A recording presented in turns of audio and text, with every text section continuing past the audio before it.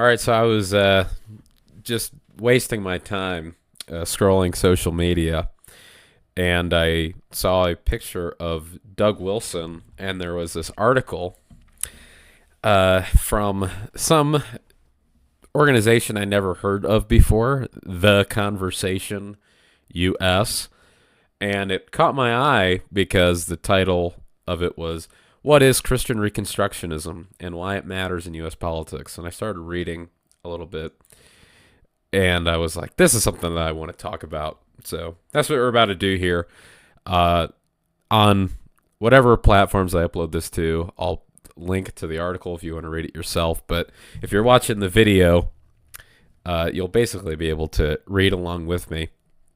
Now, just to give, I haven't read the full thing. Like I said, I just read a little bit, and I was like, okay, this might be fun. But something that's interesting, those of you who, if you've read many of the things that I've written about ethics and politics and culture, you know that I am a theonomist, basically a Christian Reconstructionist, at least as that term was defined by someone like Greg Monson. If you listen to, he has a lecture series somewhere, well, wherever you listen to your Bonson lectures.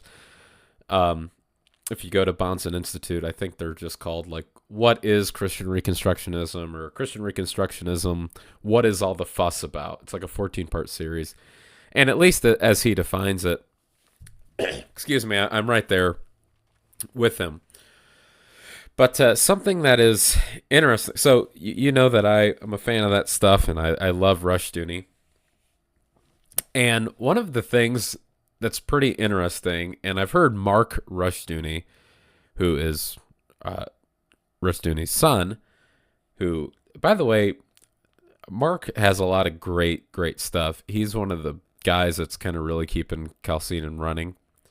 I know most of us talk about the Council of Chalcedon, but whenever anyone talks about the organization that Rushdoony founded, people say Chalcedon, which I'm not going to quibble about pronunciation, but Mark does a lot of good stuff. And one of the things that he has talked about, which is probably going to play into this article here, is the fact that a lot of the times, like they, especially like with George Bush, they try to do this. There is this emphasis on trying to associate conservative Republicans with Rushdoony. And then, so the idea is, this person read this guy who was influenced by Rushdoony, and because we have these quotes from Rushdoony here, where he talks about laws against homosexuality and the fact that the Bible said that homosexuality is a capital crime, and trying to label it to this person, which is one of the things that's interesting. Is I'm reading the biography right now that Mark wrote about his father. It's just kind of sitting on my nightstand, and so I just read before I go to bed. So I'm not like, plowing through it, but I am really enjoying it. One of the chapters towards the end of the book, he sort of talks about the fact that Rushdoony has had a big influence in conservative politics in America, although his name is not always mentioned by those who have interacted or benefited from his material. For example, there's the story that when Francis Schaeffer was writing his book, The Christian Manifesto, and I'm not saying anything negative about Schaeffer. I love Schaeffer. But he benefited a lot from Rushdoony's material, but you never see Rushdoony's name mentioned. And Doug Wilson said something interesting about that once, where he was like, Schaeffer was making Rushdoony's ideas palatable to mainstream evangelicals by not quoting him. If he would have quoted or cited Rushdoony or anything like that, then a lot of those ideas would not have gotten the traction that they did. And one of the things that Schaeffer needs to be appreciated for. Now, I'm an abortion abolitionist, and so wouldn't exactly sign on to the quote unquote pro life movement. But the reason why that there has been a fight against abortion amongst Christians is because of Schaeffer. Um, that being said, we'll just kind of jump into things here. So this is, let's see, the author of this is Art Gibson. Oh, my face is below him, but you can see him right there above my head. University of Dayton. Now hold on a second. Let's click on this. University of Dayton. Is that Dayton, Ohio? I didn't think there was a university down there.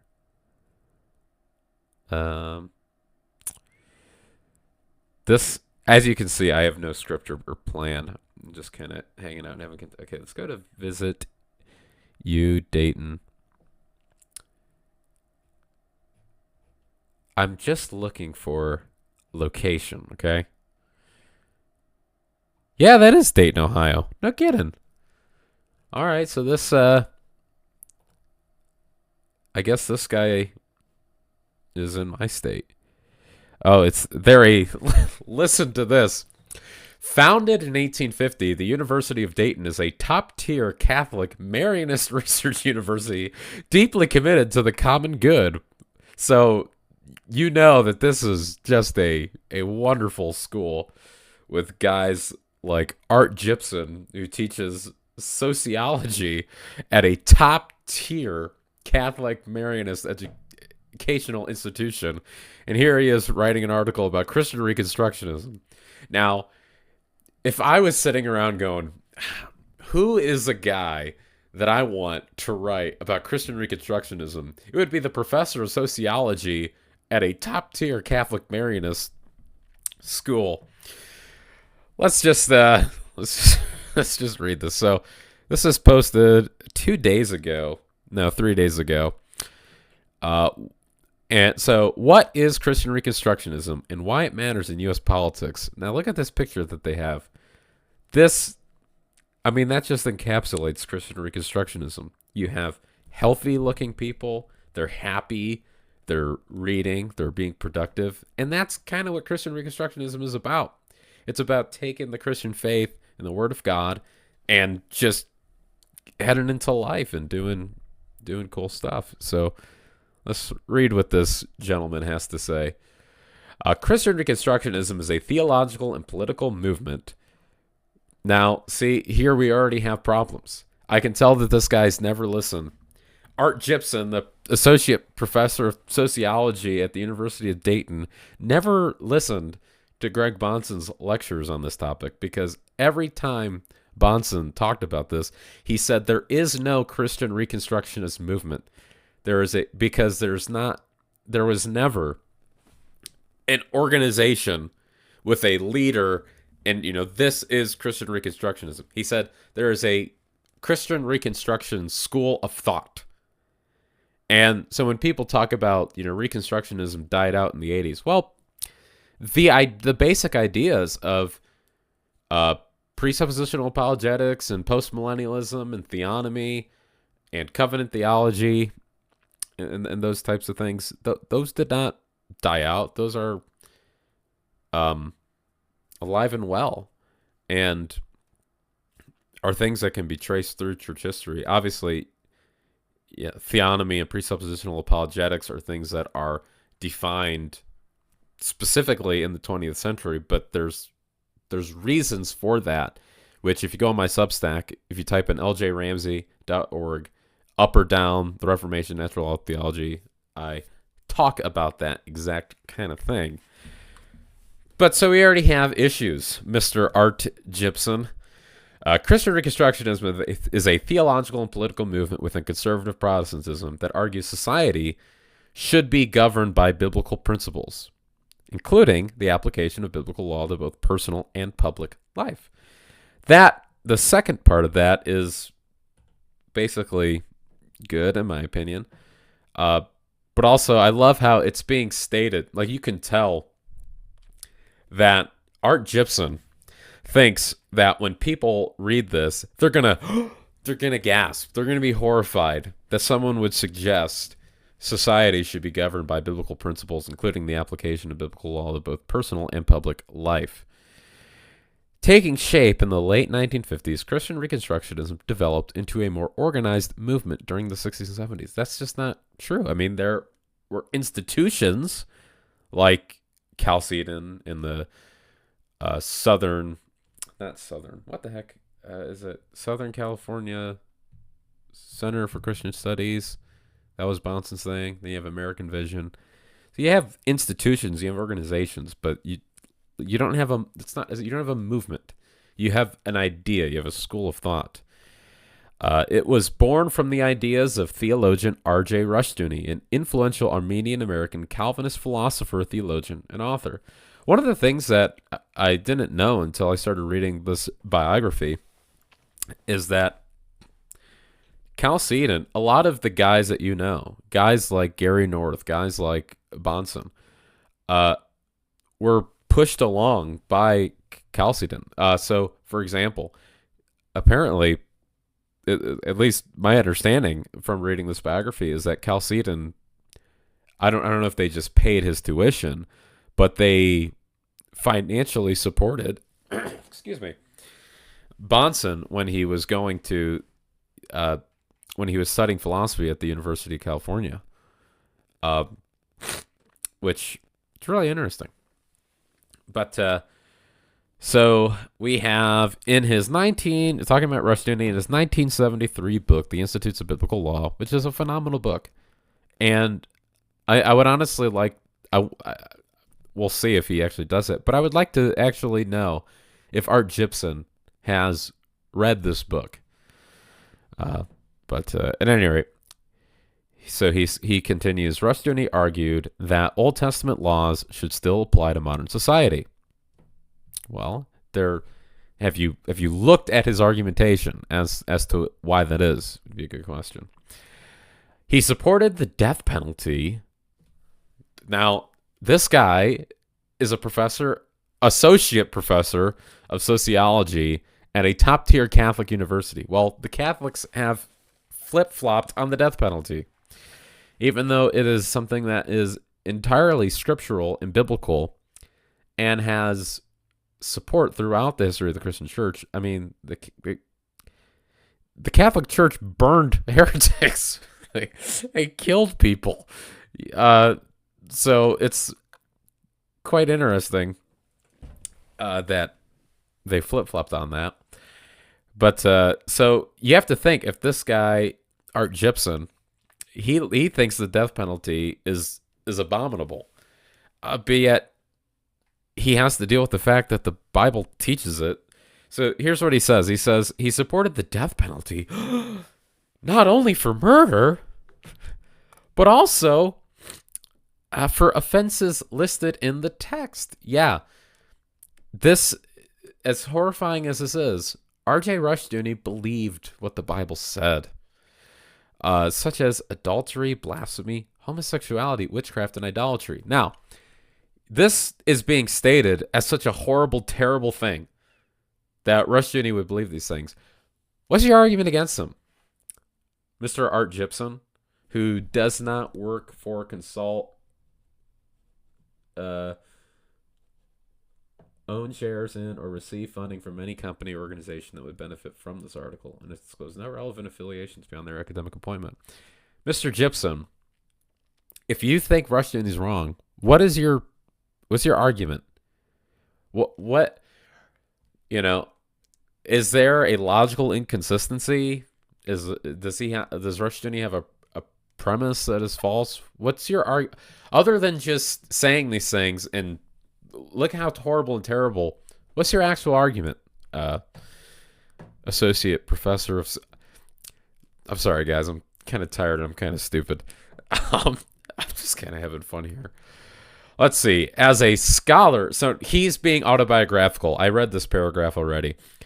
As a scholar of political and religious extremism, so that's what he's a scholar of at the top tier Catholic Marian institution known as the University of Dayton.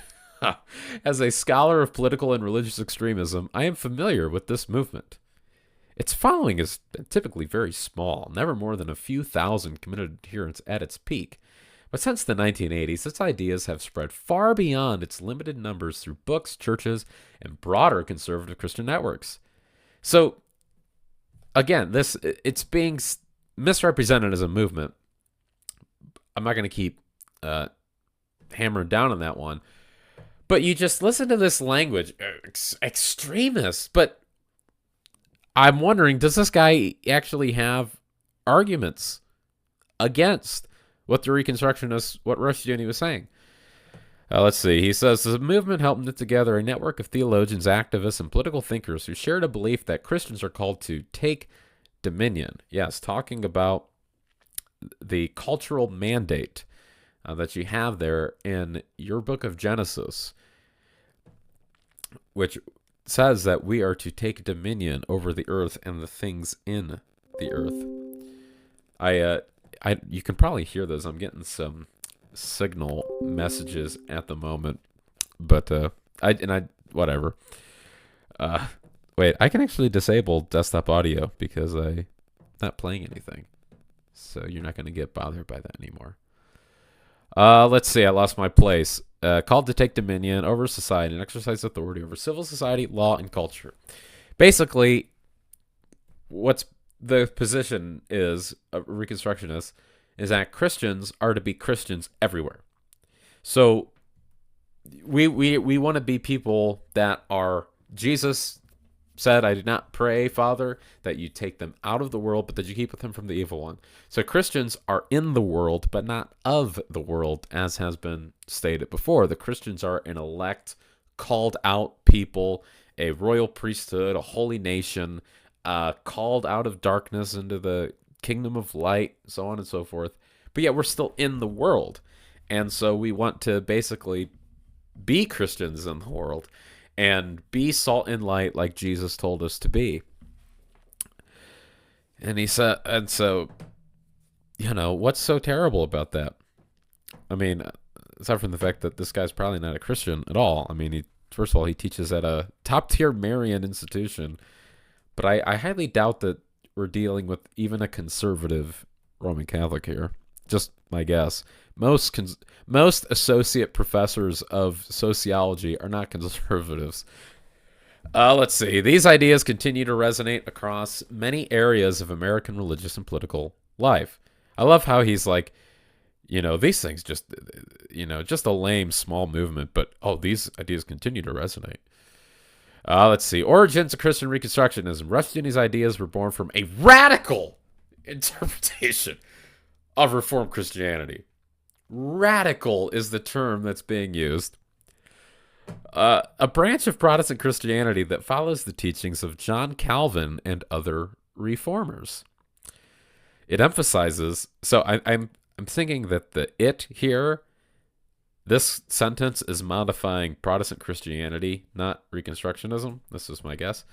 It emphasizes God's authority, the Bible, as the ultimate guide and salvation through God's grace rather than human effort, which as a papist, I'm sure you find abominable. Rushdoony's ideas led him to found the Chalcedon Foundation in 1965, a think tank and publishing house promoting Christian Reconstructionism. More than that, also sort of philanthropic foundation. It served as the movement's, again, not a movement, main hub, producing books, position papers, articles, and educational materials on applying biblical law to modern society.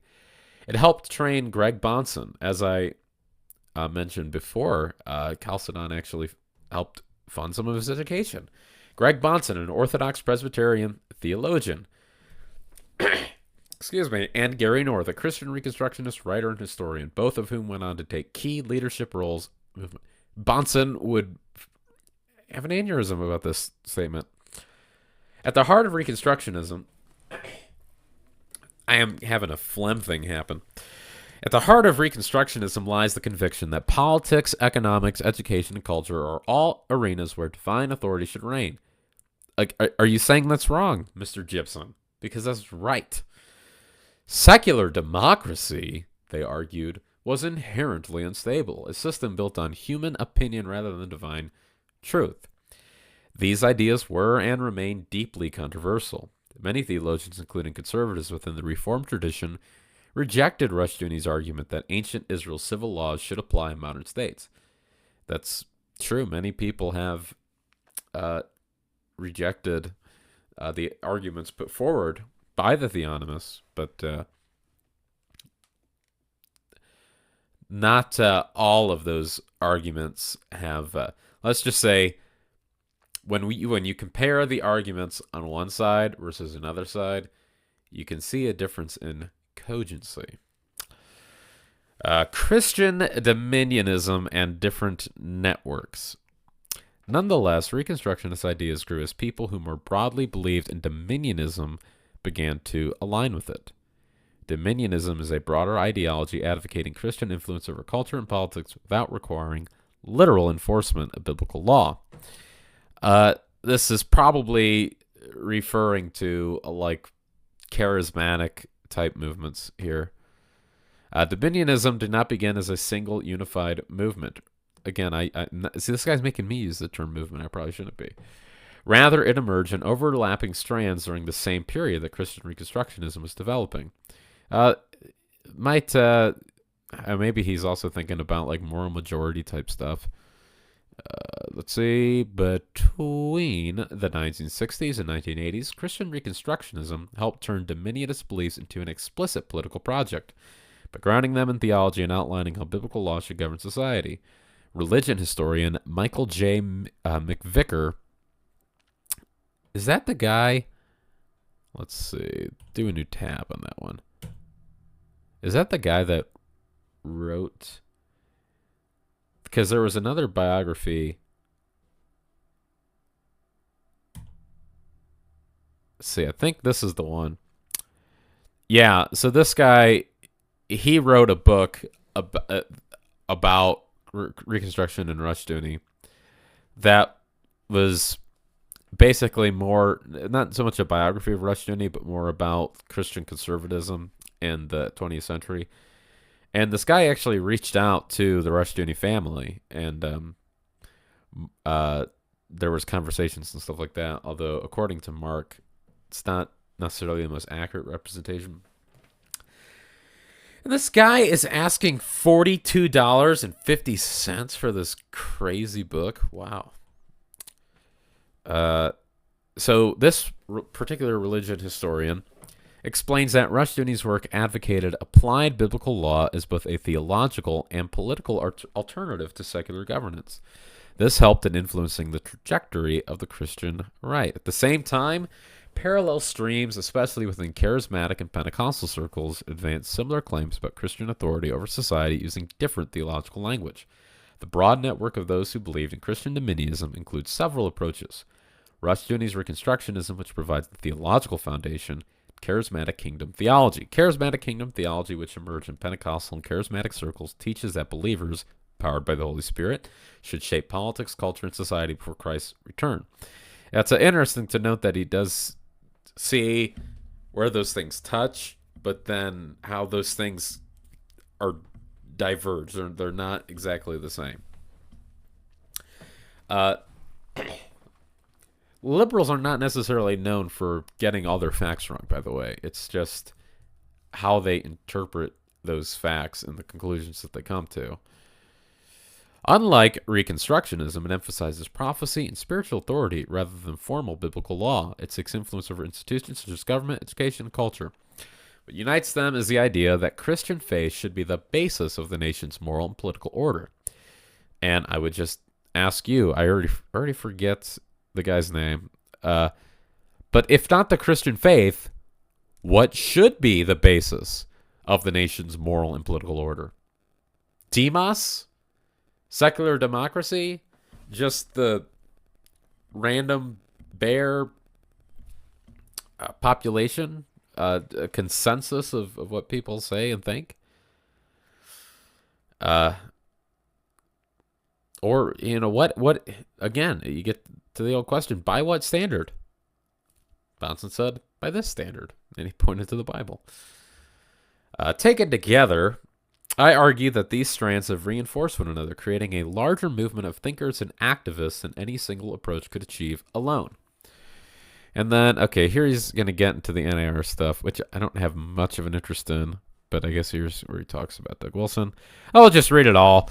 Christian Reconstructionist and Dominionist ideas gained wider popularity through C. Peter Wagner, a leading charismatic theologian who helped shape the New Apostolic Reformation, or NAR, by adapting elements of Christian Reconstructionism. NAR is a charismatic movement that builds on Dominionist ideas by emphasizing the use of spiritual gifts and apostolic leadership to shape society. Wagner emphasized spiritual warfare, prophecy, modern apostles, taking control of 7 key areas: family, church, government, education, media, business, and the arts to reshape society under biblical authority. This is known as the Seven Mountains Mandate. Both revisionist and dominionist. I'm wondering, I didn't catch what he thinks a revisionist movement is. Share the belief that Christians should lead cultural institutions. Wagner's Dominion theology, however, adapts Christian Reconstructionism to a charismatic context, transforming the goal of a Christian society to a spiritually driven movement aimed at influencing culture and governments worldwide.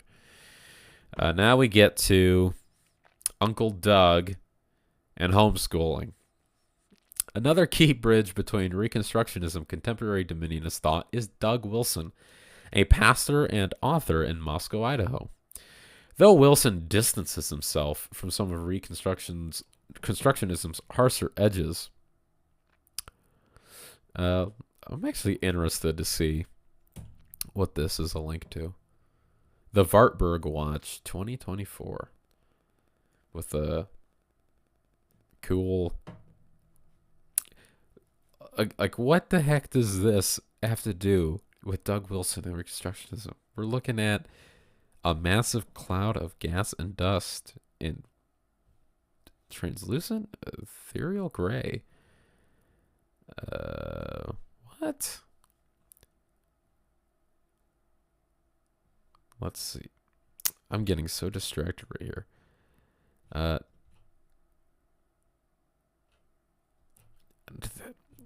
I know that there was that one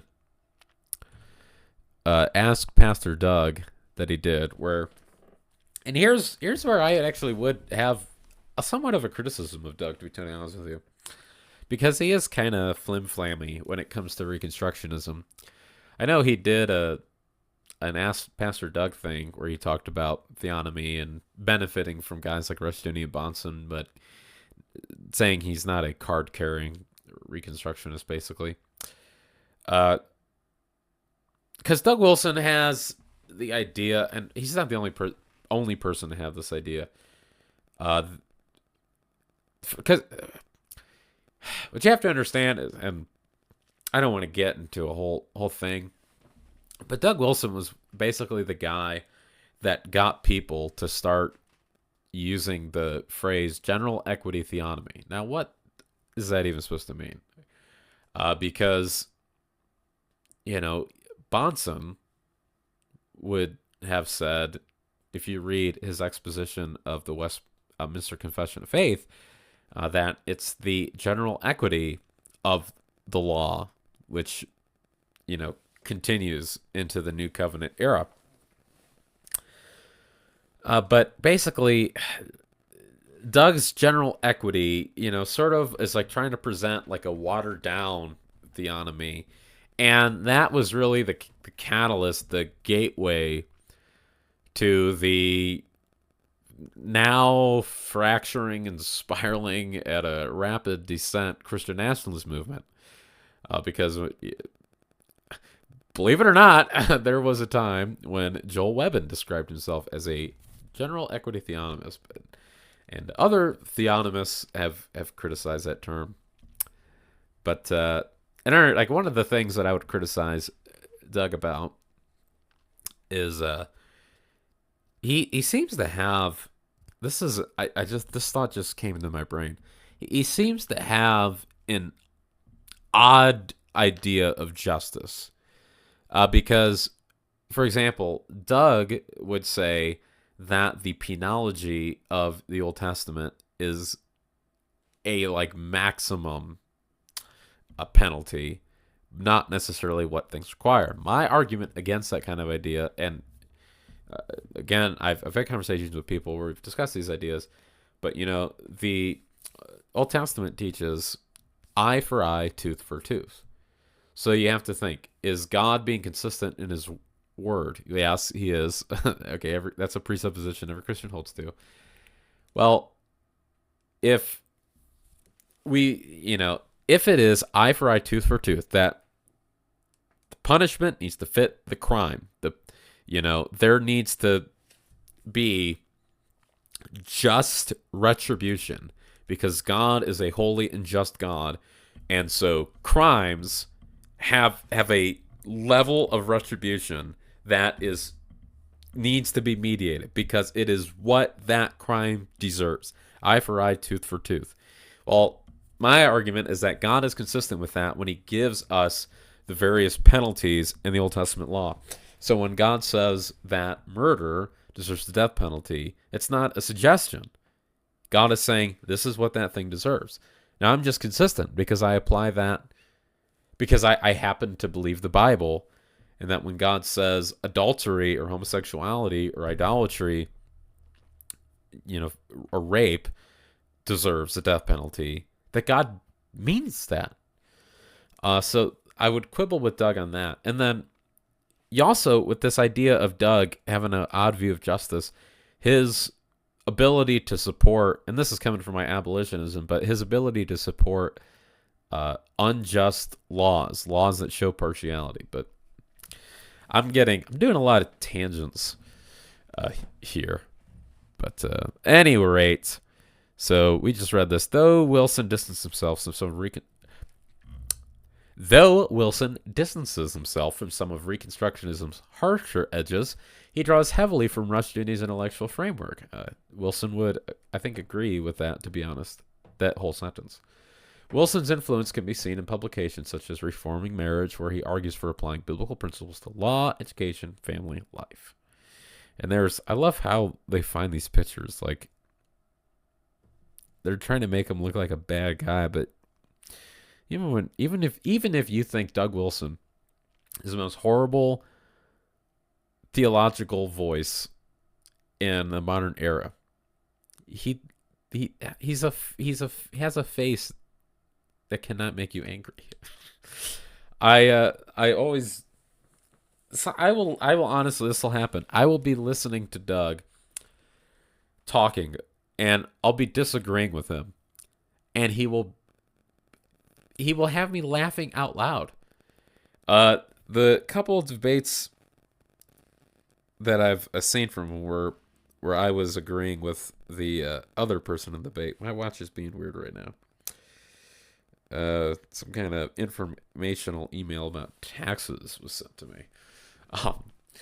But like when he did that debate with James White on baptism way back when, I thought his arguments were just not good. I mean, because I'm a Baptist, but he's having me laughing.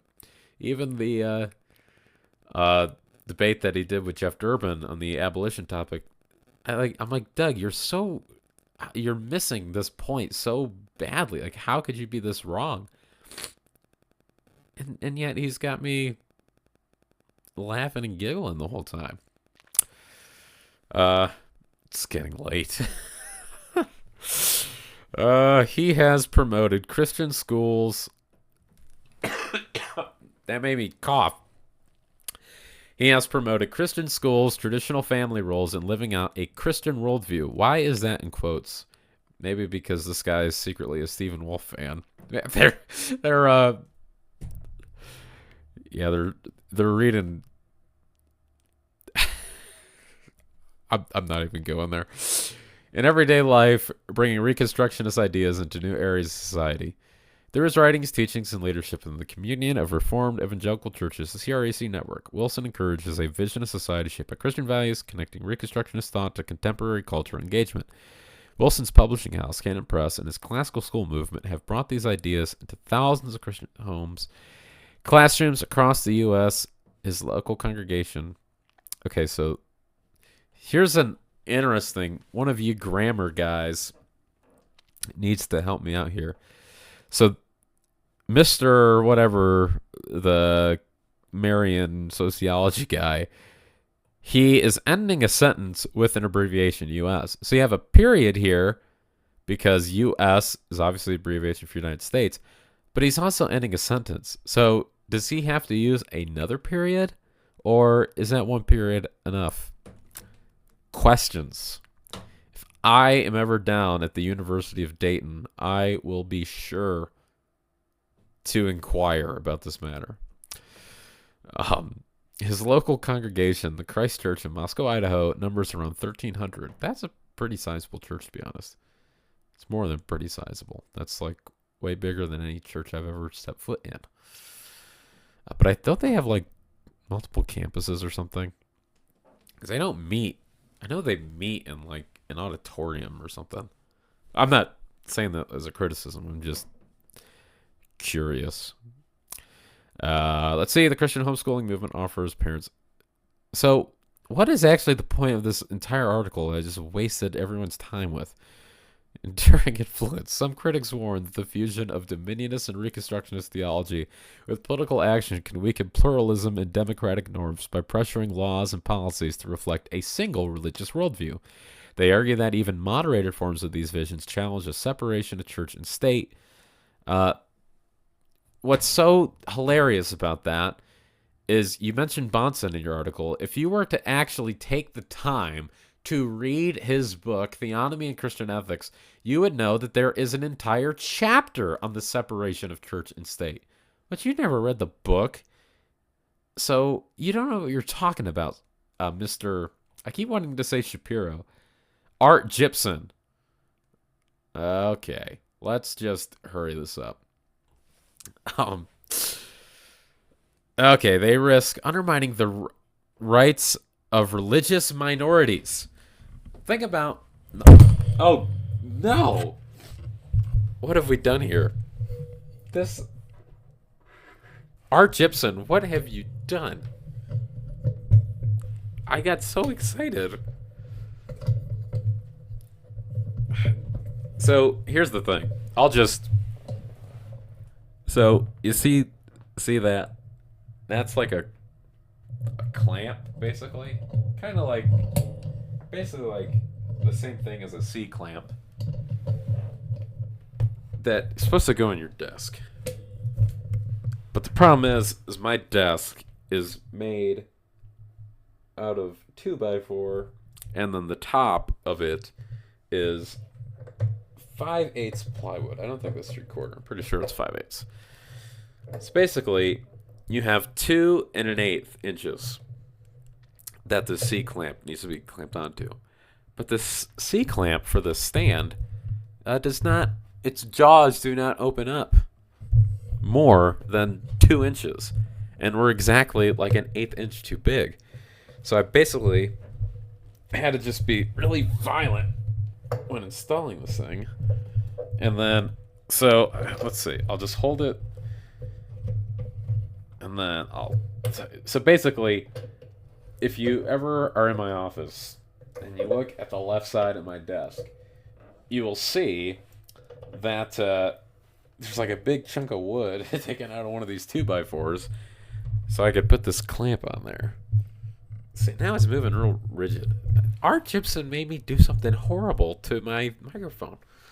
Okay.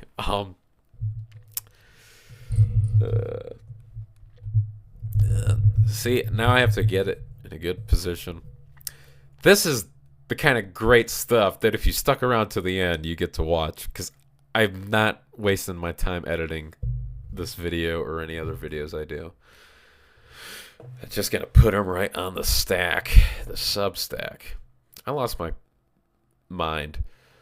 Okay, I actually wanted to make a comment about this. So, Mr. Art Gibson, Associate Professor of Sociology at the highly esteemed, apparently, Catholic Marian educational institution known as the University of Dayton, says that Reconstructionist ideas, because that's what he claimed this article was about,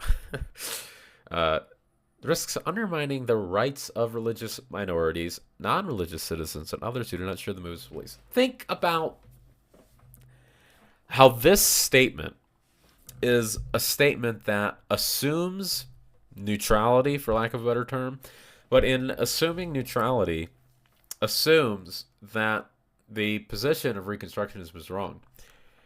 Because what's being claimed by Mr. Gibson is that if the Reconstructionists have our way, I'll just join myself to that category, then first of all, what are these rights that he is speaking of? Where do rights come from? If they don't come from God, where do they come from? If your claim is that these rights come from the state, then why would it be wrong for the state to decide? If the state is where you get your rights from, Mr. Gibson, what can you say when the state says, no, you're not actually going to have those rights? What about you see, if Christians are called to be salt and light, to speak prophetically, to seek to disciple the nations, and make disciples in the United States of America, and when we make those disciples live like disciples in their various areas in life, including perhaps the politicians and leaders. That's what Christians are called to do. And if you're trying to stop us, well, maybe you're infringing on our religious rights. Here's how actually something meaningful can be said about this. One of the things that Doug has said that is true is it's not whether, but which. All right? Whose religious rights are going to be, let's just say, acknowledged by the state? Because if it's not Christians, it's going to be someone else's. There cannot be a neutrality. Why? Because neutrality is fundamentally, excuse me, anti-Christ. When you say, no, the state shouldn't be Christian, that is a statement against Christianity, because Christianity claims that Jesus is Lord of all. He is the King of Kings and the Lord of Lords. Now, how exactly the state is to be Christian is something that Christians disagree with each other about, but the basic idea is inescapable. If you believe in a sovereign God, and it's interesting how this article recognizes Calvinism, then yeah, there's no area of life for which he is not God. And, they risk undermining the rights of those who don't share the movement's beliefs. Well, are you trying to undermine, me who does have this movement's beliefs? You see, here's what's crazy is there's no argument being made here. There's just like complaining. You need to know something about me. I don't like people who complain. It could be said, someone could say, that I'm complaining about this article I'm reading. I'm just sort of ranting and having some commentary and some fun. But I'm trying to be productive and positive as far as like having something meaningful to say. But that's what this article is just complaining. All that I've learned in reading this article is that Art Gibson, Associate Professor of Sociology at the University of Dayton, doesn't like Reconstructionism. But okay, lots of people don't. So lots of people do. What's the point? Let's just finish reading it. We started it, might as well take it to the end. Supporters frame their mission as the renewal of a moral society, one in which divine authority provides the foundation for human flourishing. Today, Christian Reconstructionism operates through small but influential networks of churches, Christian homeschool associations, and media outlets. Its reach extends far beyond its original movement. Even among those unfamiliar with Rushdoony, the political, and theological patterns he helped shape remain visible in modern evangelical activism, the ongoing debates over religion's place in American public life. Well, I thought that was going to be more interesting than it actually was. Um, so this is Beth Daly explaining how the conversation. These are the kinds of articles that get published. America faced domestic fascists before and buried that history. Okay. After Trump, Christian nationalist ideas.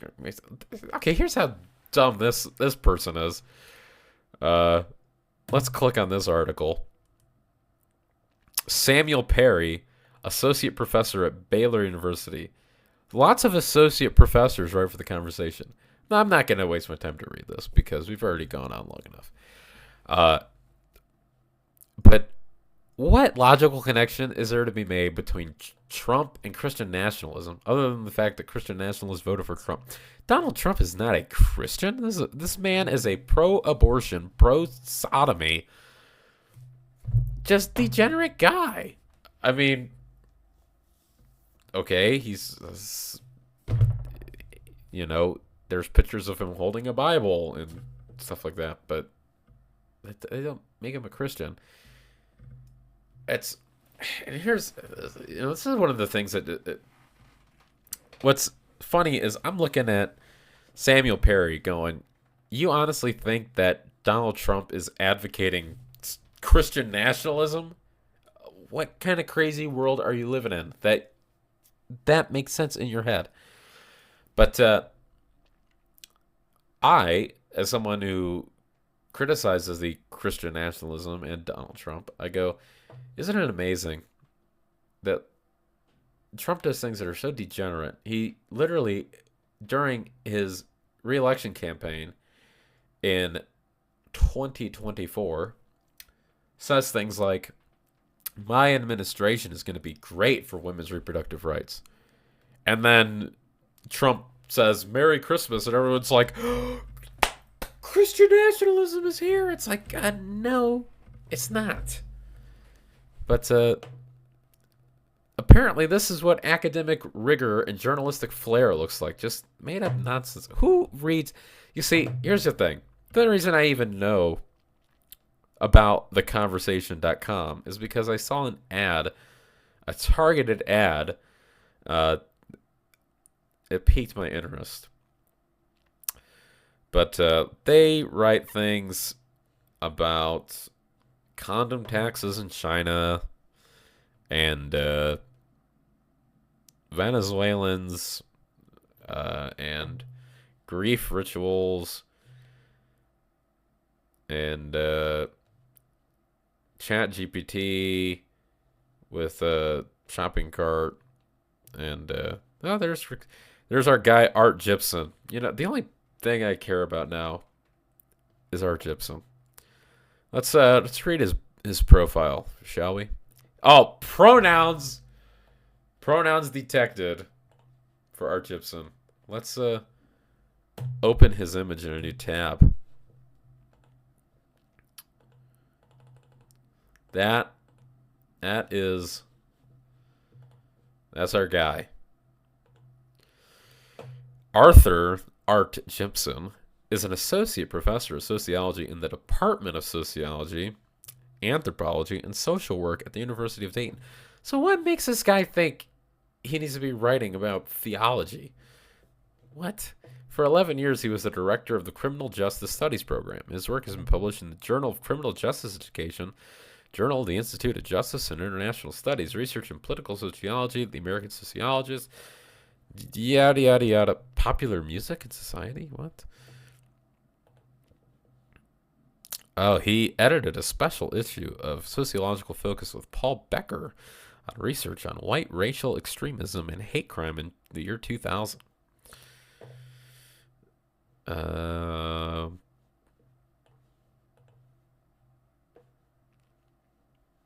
So this guy's clearly from Ohio because Bowling Green, Dayton. There's a chance I can meet Art Gibson one day. Maybe if we're with Heritage Restored, we're ever doing an outreach in the Dayton area, I'm going to send this guy an email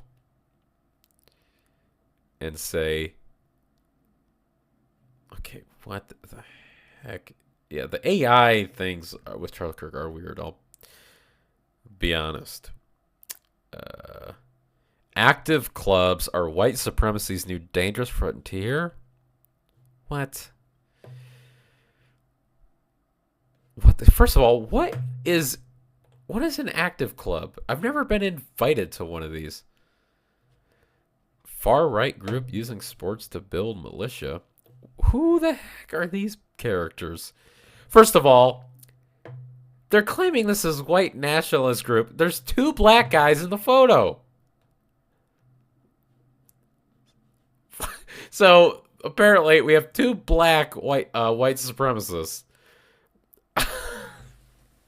Okay. Hitler.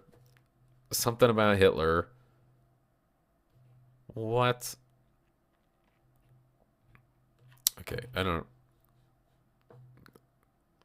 actually care. So what's the idea here that okay.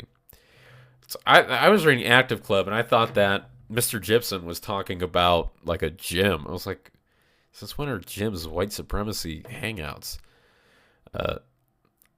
Unfortunately, some of you will be mad at me, but I go to a gym that's pretty liberal. It's the reason why I go to this gym is because no one bothers me there, and they have locations all over the United States. But okay, so apparently, I don't know, guys get together and work out, but they're also black white supremacists, apparently. Oh, Art Gibson. He likes to talk about Christianity, but I don't think he really knows. So, okay, so you know the kind of guy that we're dealing with Mr. Art Gibson here. Those are his articles. What's his activity? Oh, it just says Art Gibson wrote an article thousands of times. And no one comments on his articles. We're going to change that. We are going to change that today. And then I could register. I should submit one of my Substack articles. Okay, well, obviously, there's not going to be any comments on this thing if you don't give a comment box. Let's see. What would it take to register? Oh, I have to have an institution. Oh, well, I guess I could just put my church down or something. Education history. Lorain County JVS. Graduated top of my class in carpentry. Okay. Now I'm just being dumb. But, I don't know. This was not a very informative video or anything like that. But I laughed a couple times, so maybe you did too. If this was fun, let me know, and I'll do something like this again, where I just look at random things on the computer and ramble, because I have an amazing ability to talk and talk and talk and talk and talk and talk and talk and talk and talk. So, God bless.